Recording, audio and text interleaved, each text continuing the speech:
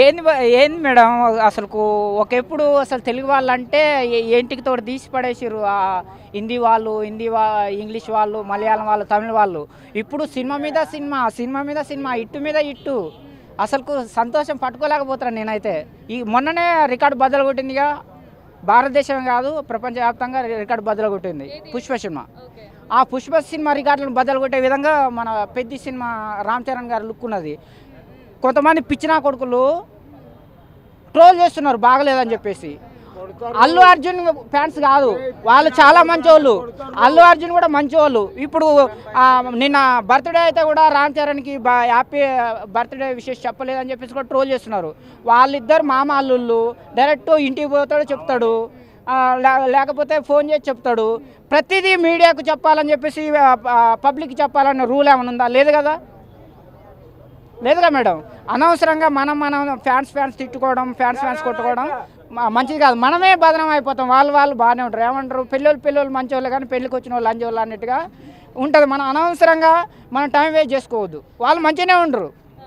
అది చాలా బ్రహ్మాండంగా ఉంది మేడం. కొత్త లుక్. ఇంతవరకు రామ్ చరణ్ గారు కానీ ఇంకా ఇతర మన తెలుగు వాళ్ళు కానీ అలాంటి లుక్ లేదు. దేనికి దానికే ఉంటుంది భయ్యా, దీనికి సంబంధమే లేదు. దానికే పేకాటే బామార్దే. వాళ్ళిద్దరు మామాలుడు కావచ్చు, కానీ సినిమా విషయానికి వస్తే మాత్రం ఇండియా పాకిస్తాన్ లాగా ఇట్లా యుద్ధం చేసానికి రెడీగా ఉన్నారు. యుద్ధం చేయాలి, గెలిస్తేనే అప్పుడు ఆడితేనే మనకు సంతోషం వ్యక్తం చేస్తాం. అవునా కదా? ఒక ఆయన బాల్ వేస్తాడు, ఒక ఆయన బ్యాట్ కొడతాడు, అప్పుడే మనం సపోర్ట్లు కొడతాం. లేకపోతే మనం ఎందుకు కొడతాము? వడ్డీతో సహా వసూలు చేస్తాడు. ఇప్పుడు వడ్డీతో సహా వసూలు చేస్తాడు అంతే. పుష్ప ఇప్పుడు భారతదేశంలో నెంబర్ 1 రికార్డులు బద్దలు కొట్టిందిగా, ఆ రికార్డుని బద్దలు కొట్టి షేక్ చేస్తుంది మొత్తం. చాలా బ్రహ్మాండంగా ఉంటుంది మొత్తం. షాక్. ఒకప్పుడు తెలుగు వాళ్ళంటే, తెలుగు సినిమాలంటే, తెలుగు హీరోలన్నా, తెలుగు ప్రొడ్యూసర్లన్నా, తెలుగు డైరెక్టర్లన్నా కానీ హిందీ వాళ్ళు, ఇంగ్లీష్ వాళ్ళు, మలయాళం వాళ్ళు, తమిళం వాళ్ళు ఇంటికితో తీసి పడేసారు. ఇప్పుడు రామ్ చరణ్ వచ్చిన తర్వాత, మన అల్లు అర్జున్ వచ్చిన తర్వాత, ఎన్టీఆర్ వచ్చిన తర్వాత, ప్రభాస్ వచ్చిన తర్వాత, ఈ అమ్మ రార్రపై కొడుకులారు ఎవడొస్తారో రారు అనే స్థాయికి సినిమా తీసుకుపోయింది. ఇప్పుడు ఆ స్థాయికి తీసుకుపోయింది భయ్య సినిమా.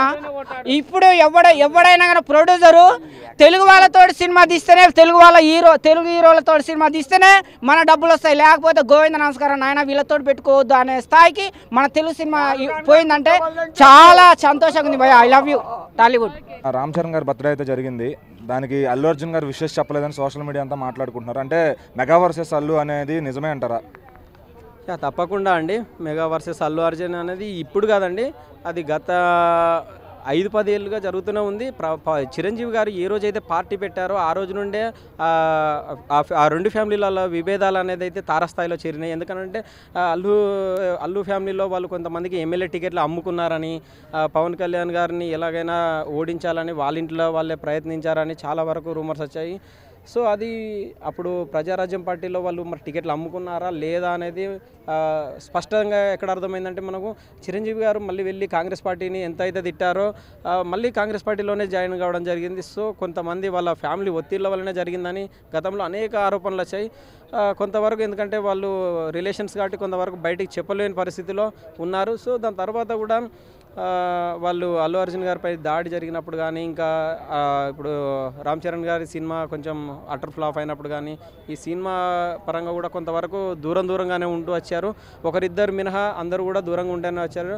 అది కూడా ఏంటంటే వాళ్ళ రిలేషన్స్ కొంచెం మెయింటైన్ చేయడానికే ఒకరిద్దరు వెళ్ళి పరామర్శించడం జరిగింది, పలకరించడం జరిగింది తప్ప వాస్తవానికైతే వాళ్ళ ఇంట్లో వివాదాలు అనేది ఇప్పుడు కాదు, ఎప్పటి నుంచో అవుతున్నాయి. గతంలో నాగబాబు గారు కూడా ఒక ఇంటర్వ్యూలో కూడా చెప్పడం జరిగింది, ఇలా సోన్సో జరుగుతున్నాయి, దానిలో వారి తప్పేం లేదు, అల్లు అరవింద్ గారు తప్పేం లేదు, అభిమానులు అలా చెప్తున్నారు తప్పించి అలాంటిది ఏం లేదని కొట్టివేయడం జరిగింది. జూనియర్ ఎన్టీఆర్ కానీ అటు మహేష్ బాబు గారు కానీ కూడా విష్ చేశారు. ఈయన కూడా ప్రతి ఇయర్ చేస్తారు. మరి ఈసారి చేయకపోవడానికి మెయిన్ రీజన్ అదే అంటారా? మళ్ళీ పార్టీ దగ్గర కానీ అప్పుడు జనసేనకు ఆపోజిట్గా వెళ్ళడం కానీ, మళ్ళీ నిన్న నైట్ చరణ్ గారు ఇచ్చిన పార్టీకి కూడా ఆయన అటెండ్ కాలేదు. సో మొత్తానికి ఏమి అనుకోవచ్చు అంటే ఆయన ఏమన్నా డిస్టర్బెన్స్లో ఉన్నారా లేకపోతే? డిస్టర్బెన్స్ ఏం లేదండి. అనే ఒక ఇదే అహం ఉందంటారా? యా డెఫినెట్గా అండి. అహం అనేది మనిషికి ఉంటుంది సాధారణంగా, అది సర్వసాధారణమే. కానీ ఎంత ఉన్నా కూడా, ఎందుకంటే గతంలో ఒకసారి అల్లు అర్జున్ గారి ప్రెస్ మీట్లు కానీ మనం చూసి ఉంటే, నాకు మా నాన్న ఎక్కువనా లేకుంటే చిరంజీవి గారు ఎక్కువనా అంటే నేను కళ్ళు మూసుకొని నాకు చిరంజీవి గారు ఎక్కువ అని చెప్తా అని చాలాసార్లు చెప్పడం జరిగింది. అదే మళ్ళీ గతంలో మనం ఇప్పుడు ఈ మధ్య కాలంలో చూసినట్టయితే, నీకు మీ నాన్న ఎక్కువనా ఇంకా వేరే వాళ్ళు ఎవరైనా ఎక్కువనా అంటే, నాకు మా నాన్న ఎక్కువ, మా నాన్న కంటే ఎవరు ఎక్కువ లేదు, నా చివరి ఊపిరి ఉన్నంత వరకు నాకు మా నాన్న ఎక్కువ అని చెప్పడం జరిగింది. సో మళ్ళీ ఏంటంటే అతను వైఎస్ఆర్సీపీకి ఒక నాయకుడికి సపోర్ట్ చేయడం, అతను అంత పెద్ద ఏం ఫ్రెండ్ కాదు, క్లోజ్ ఫ్రెండ్ కాదు, క్లాస్మేట్ కాదు, వాళ్ళ భార్య వల్ల ఫ్రెండు, అది వాళ్ళకు కూడా ప్రచారం చేయడం, సొంత రిలేషన్స్, సొంత వీళ్ళని కూడా ఇంతమందిని వదులుకొని మరి ప్రచారం చేయడం అనేది, ఎందుకంటే ఆయనలో ఉన్న వ్యక్తిత్వాన్ని బయటకి అభిమానులకు తెలియజేశారు, ఇండైరెక్ట్గా తెలియజేశారు. సో డైరెక్ట్గా ఎప్పుడు తెలియజేసినా కూడా వాళ్ళ ఏంటంటే వాళ్ళ రిలేషన్ దెబ్బతింటుందని చెప్పేసి ఇండైరెక్ట్గా తెలియజేస్తూనే ఉంటున్నారు. మెగా కజిన్స్ అంతా కూడా ఆయన్ని అన్ఫాలో కొట్టేశారు సోషల్ మీడియాలో కూడా. సో మరి వీళ్ళు కలుపుకోవాలని చూస్తున్నా ఆయన అనుకోవచ్చా? యా మీరు ఇంతకుముందు అన్నట్టు కలుపుకోవాలనుకున్నా కూడా ఆయన ప్యాన్ ఇండియా స్టార్గా, ఆయనకు ఇప్పుడు రీసెంట్గా ఇప్పుడు ఆయనకు ఇండస్ట్రీలో హిట్ అనేది వచ్చింది. ఆ హిట్ వల్ల కూడా గర్వం అనేది పెరిగి ఆయనకు ఏమంటారు పెచ్చులు వీరుతుంది. సో త్వరలోనే ఆయన తీవ్రంగా ఇప్పుడు ఇంకా పడిపోయే అవకాశాలు కూడా ఉంటాయి. ఎందుకంటే లక్ అనేది ఎవరికి కూడా శాశ్వతం కాదండి. ఎప్పుడు కూడా మనము ఎవరెస్ట్లో ఉండాలనుకుంటే చాలా తప్పు.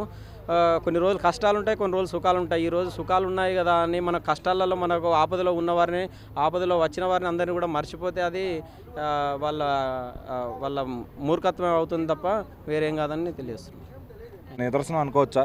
ఎందుకు గొడవలు జరుగుతున్నాయి నాకు అర్థం కాదు.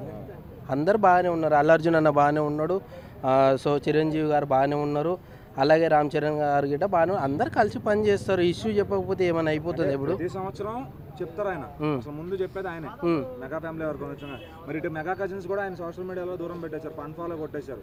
మరి ఆయన కూడా ఈ సంవత్సరం చెప్పలేదు, మరి దానికి ఏమనుకోవచ్చు? నేను చెప్తాను అంటారు. నేను హ్యాపీ బర్త్డే ఎవరికి రామ్ చరణ్ అన్నకి చెప్తా అల్లు అర్జున్ తరపు నుంచి. సో హ్యాపీ బర్త్డే ఏం పేరు అంటారు నాకు, రామ్ చరణ్ అన్న హ్యాపీ బర్త్డే. సో ఆయన గురించి చెప్తున్నా, మీరు గిట్ట చెప్పాలి, మనం గిట్ట అల్లు అర్జున్ అన్న ఇంటికి వెళ్దాము. అయిపోయింది కాకపోతే ఈ రోజు అది సోషల్ మీడియా మొత్తం మాట్లాడుకుంటున్నారు, అందరూ చెప్పారు.